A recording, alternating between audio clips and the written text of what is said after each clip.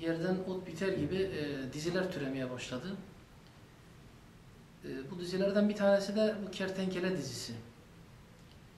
Tabii konu bizimle alakalı olduğu için Diyanet çalışanlarını, imam arkadaşlarımızı ve meslektaşlarımızı ilgilendirdiği için bu konuda konuşma gereği duyduk.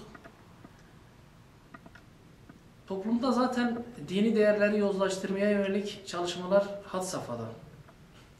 Bunun yanında son günlerde çıkan bu Kertenkele dizisiyle de din görevlisinin durumu hakkında halka yanlış bir imaj verme çalışması bulunmaktadır.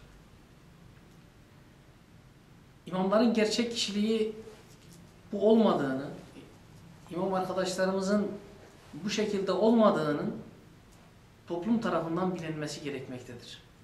Toplumumuzun genel çoğunluğu zaten dini bilgi açısından yetersiz.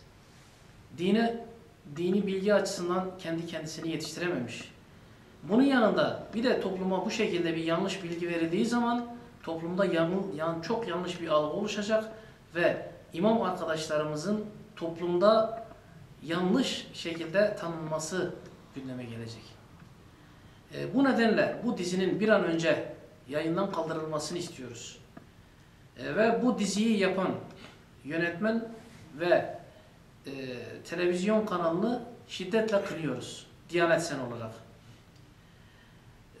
Bununla ilgili çalışmalarımız bulunmaktadır. Genel merkezimiz olsun, diğer bize bağlı olan kuruluşlar olsun.